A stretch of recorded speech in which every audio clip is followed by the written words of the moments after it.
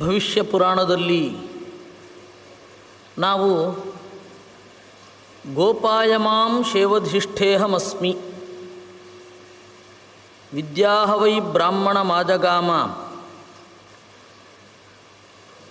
ಗೋಪಾಯಮಾಂ ಶೇವಧಿಷ್ಠೇಹಮಸ್ಮಿ ಅನ್ನುವಂತಹ ವೇದದ ಮಾತಿನ ಅನುವಾದ ಪುರಾಣ ಯಾವ ರೀತಿ ಮಾಡಿತು ಅನ್ನೋದನ್ನು ನೋಡಿದೆವು.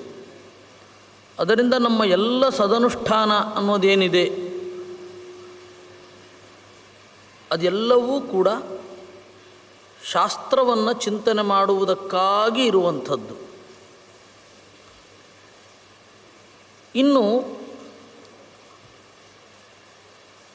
ಇನ್ನು ಬೇರೆ ಶಿಷ್ಟಾಚಾರಗಳನ್ನು ಕೂಡ ಪುರಾಣ ನಿರೂಪಣೆ ಮಾಡುತ್ತೆ. ಊರ್ಧ್ವಂ ಪ್ರಾಣಾಹ್ಯುತ್ಕ್ರಮಂತಿ ಯೂನಸ್ಥವಿರಾಗತೆ ಪ್ರತ್ಯುತ್ಥಾನಾಭಿವಾದಾಭ್ಯಾಂ ಪುನಸ್ತಾನ್ ಪ್ರತಿಪದ್ಯತೆ. ಇದೊಂದು ಅರ್ಥವಾದ ಅಂತಾರೆ ಪುರಾಣದಲ್ಲಿ. ಊರ್ಧ್ವಂ ಪ್ರಾಣಾಹಿ ಉತ್ಕ್ರಮಂತಿ,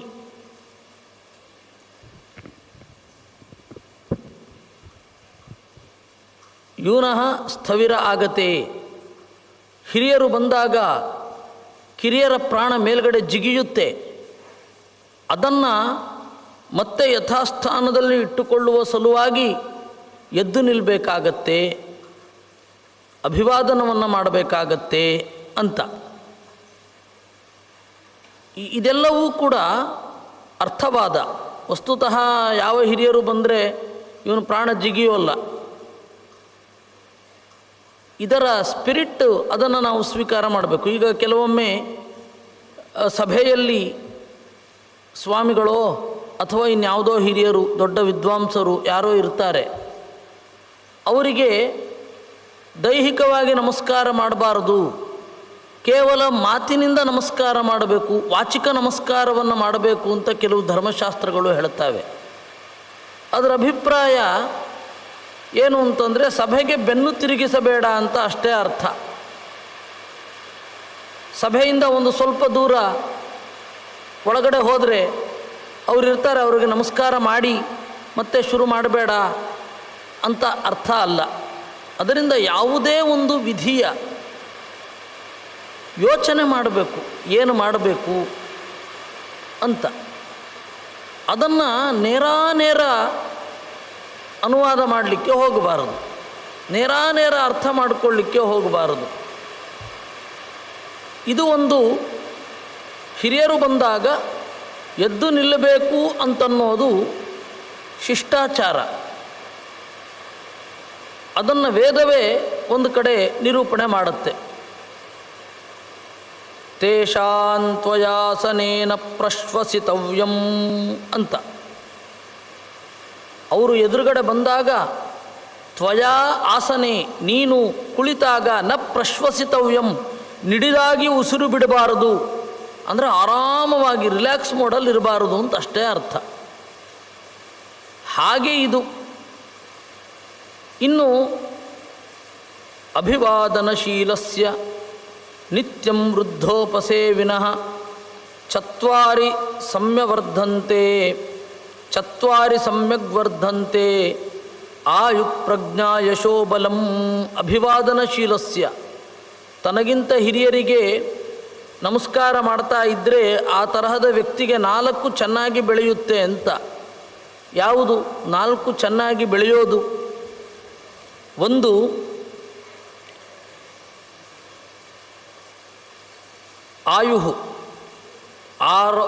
ಆಯುಷ್ಯ ಬೆಳೆಯುತ್ತೆ. ಹೇಗೆ?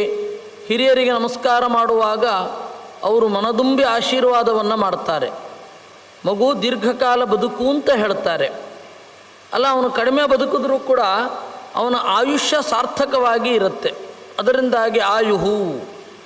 ಇನ್ನು ಪ್ರಜ್ಞಾ, ಯಾರು ಹಿರಿಯರ ಹತ್ತಿರ ನಿರಂತರ ಚರ್ಚೆ ಮಾಡ್ತಾ ಇರ್ತಾನೆ, ಜ್ಞಾನವೃದ್ಧರ ಹತ್ತಿರ, ಅವನ ಪ್ರಜ್ಞೆ ಬೆಳೆಯುತ್ತೆ. ಕಾರಣ ಏನು ಅಂದರೆ ಅವರು ವಯಸ್ಸಿನಲ್ಲಿ ಹಿರಿಯರು, ಅವರು ಅನೇಕ ಗ್ರಂಥಗಳನ್ನು ಓದಿರ್ತಾರೆ. ಅವ್ರ ಜೊತೆ ಮಾತನಾಡ್ತಾ 1 ಗಂಟೆ ಮಾತನಾಡಿದರೆ 10 ಹಲವಾರು ಪುಸ್ತಕಗಳನ್ನು ಓದಿದಷ್ಟು ಸರಕು ಅಲ್ಲಿ ಸಿಗತ್ತೆ.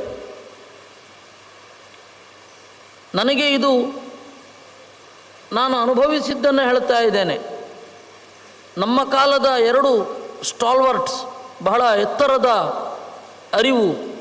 ಅರಿವಿನ ಸಾಗರ, ಒಂದು ಪೇಜಾವರ ಸ್ವಾಮಿಗಳು, ಇನ್ನೊಂದು ಗುರುಗಳಾದ ಬನ್ನಂಜೆ ಗೋವಿಂದಾಚಾರ್ಯರು. ನಾವು ಎಷ್ಟೋ ಓದದ ಪುಸ್ತಕಗಳು, ನಾವು ಎಷ್ಟೋ ನೋಡದ ಘಟನೆಗಳು, ನಾವು ಆ ಕಾಲದಲ್ಲಿ ಯಾವ ಕಾಲದಲ್ಲಿ ಇರಲಿಲ್ವೋ ಆ ಕಾಲದ ತೀರ ಸಾರ ಸಂಗ್ರಹವನ್ನು ಅವರು ಹೇಳಿಬಿಡ್ತಾ ಇದ್ದರು. ಅದರಿಂದಾಗಿ ನಿತ್ಯವೂ ಒಬ್ಬ ಹಿರಿಯರಿಗೆ ಅಭಿವಾದನೆ ಮಾಡ್ತಾ ಇದ್ದರೆ, ಧರ್ಮಶಾಸ್ತ್ರದ ವಿಚಾರದಲ್ಲಿ ಸಾಮಾಜಿಕವಾದ ಬದಲಾವಣೆಗಳನ್ನು ಯಾವ ರೀತಿ ನೋಡಬೇಕು ಅಂತನ್ನುವ ಒಳಗಣ್ಣನ್ನು ಕೊಟ್ಟದ್ದೇ ನಮ್ಮ ಸ್ವಾಮಿಗಳು. ವ್ಯಾಕರಣದ ಗ್ರಂಥಗಳಾಗಿರಬಹುದು, ತರ್ಕಗ್ರಂಥಗಳಲ್ಲಿನ ಬದಲಾವಣೆ ಇತ್ಯಾದಿಗಳನ್ನೆಲ್ಲ ಹೇಳ್ತಾ ಇದ್ದದ್ದು ನಮ್ಮ ಇನ್ನೊಬ್ಬ ಗುರುಗಳಾದ ಗೋವಿಂದಾಚಾರ್ಯರು. ಅದರಿಂದಾಗಿ ನಿತ್ಯವೂ ಕೂಡ ಜ್ಞಾನವೃದ್ಧರ ಜೊತೆಗೆ ಸಂಪರ್ಕದಲ್ಲಿ ಇರಬೇಕು. ಪ್ರಜ್ಞೆ ಆರಾಮವಾಗಿ ಬೆಳೆಯುತ್ತೆ, ಏನು ಕಷ್ಟ ಬೇಡ. ನಾವು ಆ ಗ್ರಂಥಗಳನ್ನು ಓದೋದು ಎಷ್ಟೋ ಸಿಗೋದೇ ಇಲ್ಲ. ಅವರು ಓದಿದ ಗ್ರಂಥಗಳು ನಮ್ಮ ಹತ್ರ ಇರಲ್ಲ. ಮತ್ತು ಯಾವ ರೀತಿ ಅವರನ್ನು ನಾವು ಅದನ್ನೆಲ್ಲ ಪಡ್ಕೊಳ್ಬಹುದು ಅಂದರೆ ನಮಸ್ಕಾರ ಮಾಡಿ ಚಿಂತನೆ ಮಾಡುವ ಮೂಲಕ. ಅದರಿಂದಾಗಿ ನಿತ್ಯಂ ವೃದ್ಧೋಪಸೇವಿನಃ, ನಿತ್ಯವೂ ಕೂಡ ವೃದ್ಧರ ಬಳಿಗೆ ಹೋಗಿ ವೃದ್ಧರ ಬಳಿಗೆ ಸಾಗಿ ನಮಸ್ಕಾರ ಮಾಡುವವನಿಗೆ ಇದು ಸಿಗತ್ತೆ. ಇನ್ನು ಯಶಃ, ಕೀರ್ತಿ, ಅವರು ಬೆಳೆದು ಬಂದ ದಾರಿಯನ್ನು ನೋಡಿದಾಗ ನಮಗೆ ಬೇರೆ ಯಾವುದೋ ರೀತಿಯಿಂದ ಸ್ಫೂರ್ತಿ ಸಿಗತ್ತೆ. ಒಂದು ಯಶಸ್ವಿಯಾದ ಅಂದರೆ ಫಲಪ್ರದಾಯಕವಾದ ಕಾರ್ಯವನ್ನು ಹೇಗೆ ಮಾಡೋದು ಅನ್ನೋದು ತಿಳಿಯುತ್ತೆ. ಅದರಿಂದಾಗಿ ಯಶಃ, ಆತ್ಮಬಲ, ಅವರೆಲ್ಲ ಯಾವ ತರಹದ ಕಷ್ಟಗಳನ್ನು ಎದುರಿಸಿ ಬಂದರು, ನಮಗೆ ಇವತ್ತಿನ ಪರಿಸ್ಥಿತಿ ಏನಿದೆ, ಅವ್ರ ಕಾಲಕ್ಕೆ ಅವರು ಏನು ಮಾಡಿದ್ರು, ನಮ್ಮ ಕಾಲಕ್ಕೆ ನಾವೇನು ಮಾಡಬೇಕು, ಈ ಎಲ್ಲ ಒಳನೋಟಗಳು ಸಿಗತ್ತೆ. ಅದರಿಂದಾಗಿ ಜ್ಞಾನವೃದ್ಧರಾದವರಿಗೆ, ವಯೋವೃದ್ಧರಾದವರಿಗೆ ನಮಸ್ಕಾರ ಮಾಡಬೇಕು. ಅದು ನಮಸ್ಕಾರ ಅಂದರೆ ದೂರದಲ್ಲಿದ್ದಾಗ ಧಬಕ್ಕಂತ ನಮಸ್ಕಾರ ಮಾಡಿ ಹೋಗೋದಲ್ಲ, ಅವರ ಹತ್ತಿರ ಸಾಗಬೇಕು, ಅವರನ್ನು ಕೇಳಬೇಕು. ಇದೆಲ್ಲ ಪುರಾಣ ಹೀಗೆ ಹೇಳೋದು ಏನು ಅಂತಂದರೆ, ಒಬ್ಬ ವಿದ್ಯಾಕಾಮನಾದವ, ವಿದ್ಯೆಯನ್ನು ಉತ್ಕಟವಾಗಿ ಪಡೆಯಲು ಬಯಸಿದವನಿಗೆ 10 ಕಿವಿಗಳಾಗಿರಬೇಕು. ಯಾರಿಂದ ಯಾವ ತರಹದ ಅರಿವು ಬರುತ್ತೆ ಅನ್ನೋದು ಗೊತ್ತಿಲ್ಲ ನಮಗೆ.